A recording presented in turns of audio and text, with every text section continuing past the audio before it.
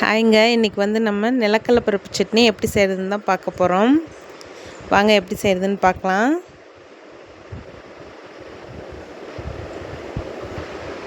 கடலைப்பருப்பு மட்டும் நம்ம எப்போவுமே பச்சையாக வாங்கி நம்மளே வறுத்து அரைச்சாதான் சட்னி நல்லாயிருக்கும். ஏன்னா கடையில் வறுத்து வச்சுருக்கிறது வாங்கினோம்னா அவங்க வந்து நல்லா உப்பு கல்லையாக தான் வச்சுருப்பாங்க. அது வந்து மண்ணில் பொரித்து வறுத்து எடுக்கிறனால ஒரு சில பருப்பு வந்து ஊசி போன மாதிரி இருக்கும். அதனால் நமக்கு வந்து இந்த சரியான டேஸ்ட்டு கிடைக்காது.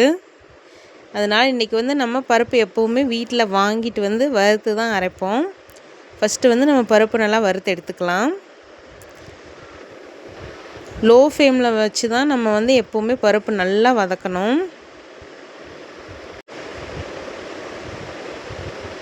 நம்ம ஹை ஃப்ளேமில் வச்சோம்னா பருப்புலாம் வந்து கருகிரும். ஆனால் உள்ளே வந்து வதங்காது, வதக்குன்ற மாதிரி இருக்கும். அதனால் லோ ஃப்ளேமில் இல்லாட்டி மீடியமில் வச்சு நல்லா வதக்கி எடுத்துக்கலாம். பாருங்கள், நம்மளது கருகாமல் நல்லா வதங்கி அந்த பொட்டு அதுவாக உறிஞ்சி வர ஆரம்பிச்சிச்சு பார்த்திங்களா. இது நல்லா ஆற விட்டு இந்த மாதிரி நல்லா கையிலேயே நல்லா நசுக்கி எடுத்தோம்னா கடலப்பருப்புலேருந்து பொட்டு நல்லா தனியாக வந்துடும். அதுக்கப்புறம் அதை நல்லா புடச்சி எடுத்துக்கலாம். பார்த்திங்களா, அவ்வளோதான். இப்போ வந்து நம்ம சட்னிக்கு தேவையான பொருள் பார்த்துடலாம். ஒரு குட்டி நெல்லிக்காய் அளவு புளி சேர்த்துக்கலாம். புளி சேர்த்துட்டு இதுக்கு காரத்துக்கு தேவையான அளவு வரமிளகாய் சேர்த்துக்கலாம்.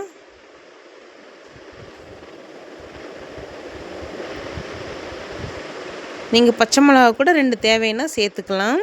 நான் வந்து இன்றைக்கி ஃபுல்லாக வரமிளகா தான் சேர்த்துக்க போகிறேன். என்கிட்ட பச்சை மிளகா இல்லைன்றனால. பூண்டு வந்து ஒரு 10 பல் தாராளமாக சேர்த்துக்கலாம்.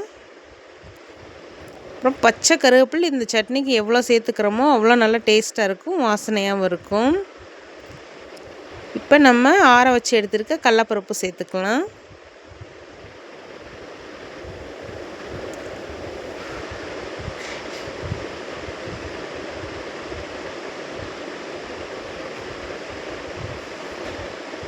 அவ்வளோதாங்க. இப்போ இது கூட வந்து ஒரு சின்ன துண்டு இஞ்சி சேர்த்துக்க போகிறோம்.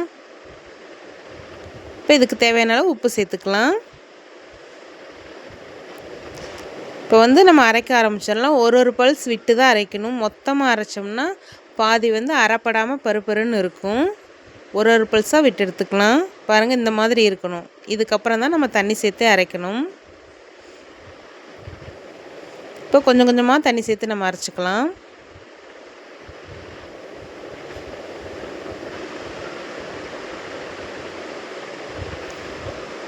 அவ்வளோதாங்க, நம்ம கடலப்பருப்பு சட்னி ரெடி ஆகிடுச்சு. இது ரொம்பவே ஈஸிங்க. கடலப்பருப்பு மட்டும் நம்ம நல்லா பக்குவமாக வறுத்துட்டோம்னா போதும், சூப்பராக சட்னி ரெடி பண்ணிடலாம். இது சூடான சாதத்துக்கு ரொம்ப அருமையாக இருக்கும். கண்டிப்பாக ட்ரை பண்ணி பாருங்கள்.